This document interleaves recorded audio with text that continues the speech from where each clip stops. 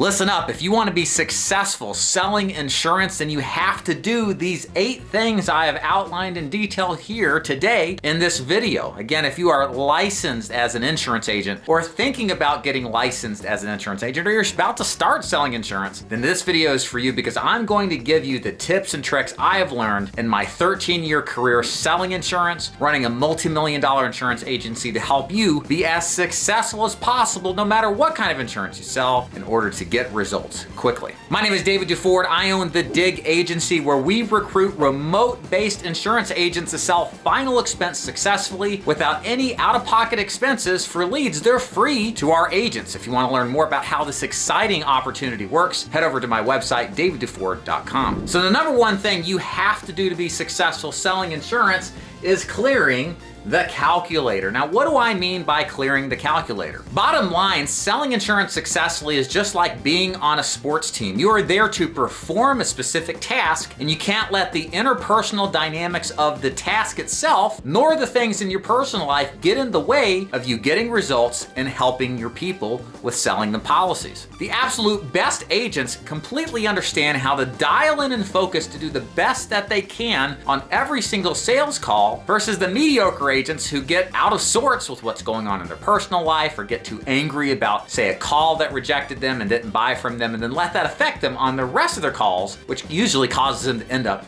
failing. So what are some tips that you can do to minimize this kind of mental fallout in order to clear the calculator so you can focus on being successful every day? Number one, no matter what happens on your sales call, understand that that sales call has no bearing on the next sales call, with the exception of what you bring to that sales call as well as your attitude. In other words, just because Mildred decided not to buy life insurance for you to cover her funeral expenses doesn't mean the next prospect is going to say no. But very many times agents carry that same level of frustration and expectation of negative things happening to the next sales call. That is absolutely negative for your success in this business, and you must eliminate that stinking thinking. Another thing you got to get really used to quickly is understanding that your prospects don't reject you, they reject your offer. Here's the thing, your prospects you're trying to sell insurance to don't know who you are. They don't know you personally, they don't understand where you come from, so how can they reject you on a personal basis? Instead, what you have to believe and think is that the prospect is rejecting not you, but your offer for insurance. And that leads to 2 things. Number one, it's not personal, it's just business. And number 2, you can control how that offer is presented to the client, and hopefully the next time around on your next sales call, learn from your mistakes and try to do a better job of converting the next prospect into a sale based off of what you learned from that encounter. Number 3, biggest piece of advice here on clearing a calculator is take time to create harmony in your personal life when it comes to things like exercise, diet, your family relationships. I remember my dad, he used to run a chemical company before he sold it to Ecolab, and one thing he used to say to me is that a lot of salespeople lose their ability to be successful, simply put, because they have personal issues going on in their life that distracts them from their focus. And because this is a performance-based activity, you're gonna have to get good at making as much as possible your personal life to be put into total harmony, or to learn how to put blinders on despite what's happening in your personal life to get the most out of your business success. Because what invariably happened with my dad's salespeople is that they had 6 months to perform or they got fired or cut. And when you're talking about insurance sales, which most of you out there are going to be on a straight commission, you have to be on the spot with performing in order to get paid and keep a job. Okay, so number 2 on the list here is you have to get rid of this thing right here. You have to get rid of distractions. And this is so imperative now that we're in this world of remote sales. Like most people here now, at least in my agency, are selling remotely. They don't want to go into the field and sell a prospect face-to-face. They don't want to go into some stranger's home. And the truth is that the business model we have, it's completely simple to sell everything over the phone, sight unseen,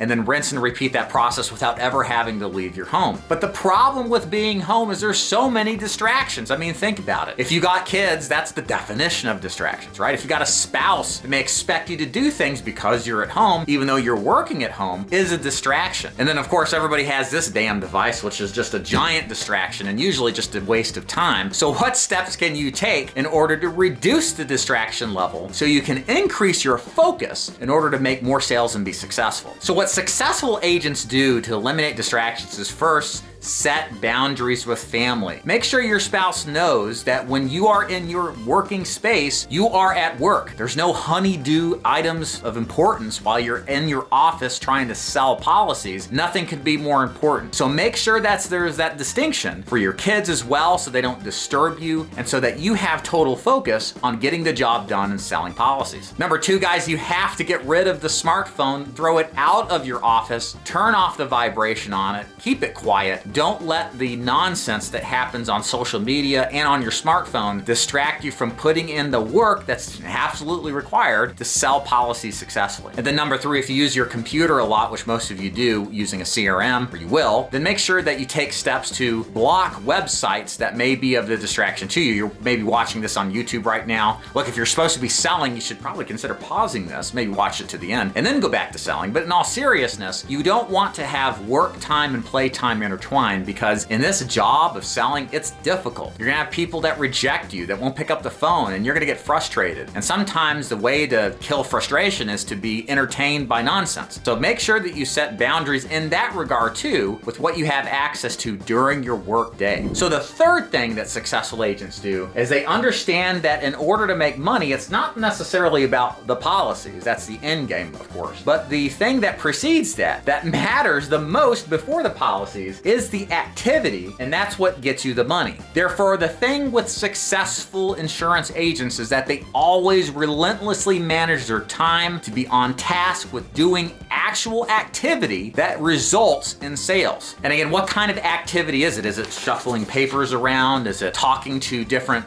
people at the office? No, it is about seeing the people, as the old phrase says, or calling the people, like this day and age, doing presentations, doing activity that gets you in front of prospects, and then rinsing and repeating that at scale throughout your day. That is what successful agents do to get the kind of money that they want. So I want to give you a couple of tips as to what you can do to effectively manage your activity better to maximize your chances of making money. Number 1, the best thing you do is follow my advice over the last couple of points that I made, and creating boundaries and making sure that your head and focus is all into your work. That is absolutely critical, number 1. Number 2, this is really, really important, and 95% of you out there won't do this in most of the agencies, and it's a shame, and it's basically being held accountable to the most important metrics that measure how well is your activity versus the other agents in your agency. So the things that we like to track in the Dig Agency are as follows. Number 1's outbound dials. This is where you literally pick up the phone or the dialer on your system, and how many of those dials did you make? Number 2, how many connections did you make that went further than 2 minutes? To us at the Dig Agency, that is a measure of a quality of a connection, because what if they hung up in the first 10 seconds and you stumbled over your rebuttal script? Well, that doesn't count towards that metric, so that's an indicator, if that number is lower than the agency benchmark, that you need to improve your opening. And of course, the last thing that matters is your close percentage. How many are you actually closing? It's all for naught if you can't get anybody to sign the bottom line. So these 3 things are absolutely imperative in order to see where you stand personally. But the third thing that you have to have in order to really get a handle on activity and motivate yourself to do better is benchmark your personal results against what the rest of the agency says. So in other words, if you think your 20 connections and your 4 sales is good, but then you look over at an agent who had the same number of dials and they did 30 connections and then closed 8 sales, there is a difference there of skill set, and it shows you that there is the possibility for room for improvement. Guys, this has been substantially powerful but also agitating to agents in our agency, because we hold them accountable to doing the best job that they can. And if the agent doesn't have the right mindset and they get mad at that, well, this agent has the secret leads or some skill set thing, they start taking on victimhood as opposed to taking on personal responsibility in order to say, hey, I can get better. Hey, I can improve. So bottom line, guys, don't be a loser agent. Be a successful agent. Benchmark your activity, understand its valuable importance, and compare that with other agents. And let's hope that you have the right mindset, especially after watching this video, that you'll let that experience drive you to looking for ways to improve and do a better job selling insurance successfully. Number 4, of course, tip here that successful agents do is always be closing. Always be closing. What do I mean by that for the uninitiated? What I'm talking about is that not just at the end of the sales call, but throughout the presentation, there is a certain language pattern of confidence and direction that leads the prospect to making decisions along the way to continue the sales process to the ultimate decision of closing the sales call. Look, closing is important. Some of you who are new to this business might think, oh, I don't want to push anybody to buying anything. Well, you don't. If you learn how we teach, at least, we're leading people towards making up their own mind. But we want to use a language pattern that exudes confidence. When you don't have the conviction to close and tell somebody what they should do based off of your professional opinion, it shows that you're timid. And the way your prospects read that is they think, oh, this guy doesn't really believe in what he's selling. So why should I believe in him? Why should I buy this product? Maybe I just need to think about it a little bit longer. So don't be that agent. Be that agent that is convicted, that is closing at the start of the call, the middle of the call, and at the end of the call. And then if you're new to this business and you're like, oh, I'm nervous and I'm, gonna be timid. Well, look, just fake it until you make it. A part of that phrase is actually true. Practice on sounding confident. And what you'll find is that your confidence will come over time, but a lot of those decisions on people buying from you is based off of how you present something and what tone you use and the language patterns that you use to get conviction. Number 5, guys, this made a huge difference in my life early on in my business. It's something that's painful to accept, but at the same time, it's empowering and liberating. And it is right here. It's the phrase, I am responsible. Say it with me. I am responsible. You are 100% responsible from now on, because you said this out loud, so you must believe it, right? For everything that happens in your life. Now, I know that's kind of crazy because let's face it, there are things that happen in our life that are out of our control. But the truth is, if you take this mindset that I am responsible for what happens in my life, even if there are things that you can't control, it empowers you to make up your mind about how you're going to reflect how things happen to you. But most importantly, in the realm of selling insurance, it gives you the power to make a decision on how you're going to be responsible for matters when things don't turn out well. And let's face it, in this business, the best agents get rejected the most, and they are responsible for that. And when you say and believe I'm responsible, you start thinking of ways to improve maybe the mistakes that you're making. When you say I am responsible, you become humble. You become open-minded to change that you need to make to be better, as opposed to wearing the mantle of victimhood where you blame others for your problems, the leads, the managers, the carriers, and never take responsibility. Ladies and gentlemen, if you want to be successful at life, much less the insurance business, you must be 100% responsible for everything. And if you aren't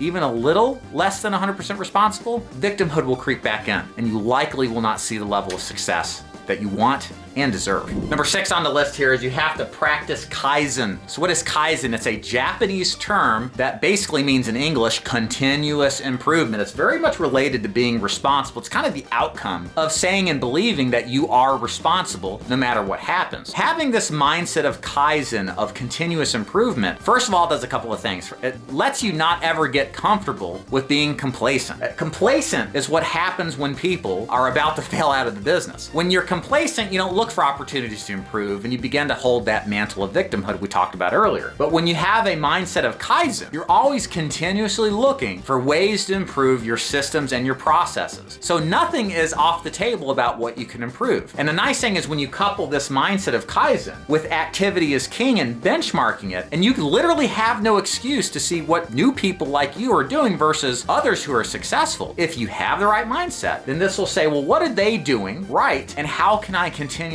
improve to get to their level? This is so important to have, guys. Never get complacent, never get comfortable, because that's at the peak of your success, and then you're gonna find that there's a long, painful way down if you feel like there's no room for improving your game so you can be even more successful than you are today. So number 7 on the list here is surgeon. Of course, you don't have to do surgery here or selling insurance successfully, but you need to be a specialist like a surgeon is to increase your odds of success as opposed to being what we call a generalist. So for example, in my agency, we teach agents to sell one thing in particular, and that is final expense burial insurance. And while there's definitely other products to sell out there that are lucrative, the fact is that if a new agent takes on more than one product, maybe Medicare and final expense and health insurance under 65 and mortgage protection, the amount of knowledge and the skill set of knowing those carriers, the underwriting process, and the way to sell them is exponentially more difficult, thus harder to actually learn than just doing the one thing successfully. And incidentally, a heart surgeon who is specialized in one aspect of heart surgery typically makes a lot more money than a generalist surgeon or just a generalist doctor. So the principle here is clear. Pick your niche, pick your product that you really like or your market that you really like. Understand and learn that product through and through. Obviously, combine that with a lead or marketing system to get you in front of people. And what you will find is that that is the surest way to be successful, as opposed to trying to do everything for everybody and ending being up nobody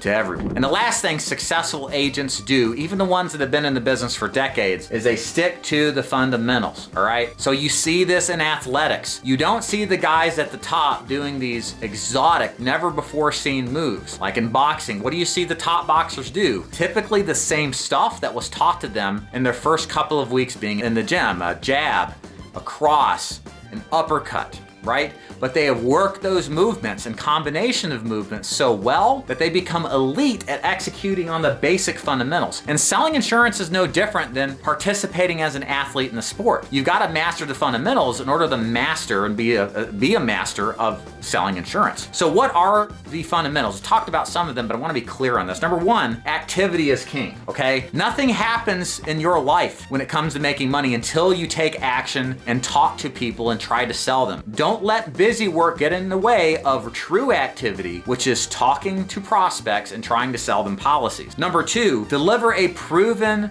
script, something that actually has been proven to work. Don't make up a presentation, ladies and gentlemen. Find somebody, once you find the niche that you want, the agency or the person that you admire, and duplicate their sales process. They likely follow a script too, and by following a script, you're following the best chance process in order to convert a prospect into a sale without having to sit down and reinvent the wheel. A lot of agents who are arrogant and think this doesn't apply to them don't use a script, and guess what they do? They end up failing. Number three on the list, stay in your lane. Be a surgeon. Stick to your product. Don't get distracted by shiny objects. There's pros and cons to every insurance product out there. But if you start thinking you've got to, in order to make money, is pick up different products or switch around, you're likely never going to amount to much, because you never get the much needed long-term concentration on selling a product to develop the expertise to sell at the highest levels. And number four on the list here is nurture and protect your state of mind. Guys, the longer I've been in this business, the truer this has become. This business is a mindset game first and foremost. Your biggest competition in the business is this big brain up here. It will try to convince you that you're a loser, that the business sucks, that the leads are a scam, so on and so forth. And while there's some truth to some of those statements, you can't let those thoughts settle in to the point where it precludes you from taking ownership and responsibility of taking action and doing something about the situation you're in. So make sure you keep a positive state of mind. You have a Kaizen, continuous improvement state of mind. You take full responsibility for the outcomes in your life, and you work hard and put your training into action. And of course, you're humble, coachable, and you have humility. So ladies and gentlemen, that is my 8 things that you need to do if you want to become a successful agent. I hope you got some nice golden nuggets from this training. And guys, I run an insurance agency nationally. We specialize in final expense life insurance sold over the phone from the comfort of your own home. Never have to go anywhere to sell it. And we give leads for free to every one of our agents that joins the program. If you'd like to learn more about how this works and what's required of you, go to daviddufour.com to learn more. And as always, thank you for watching.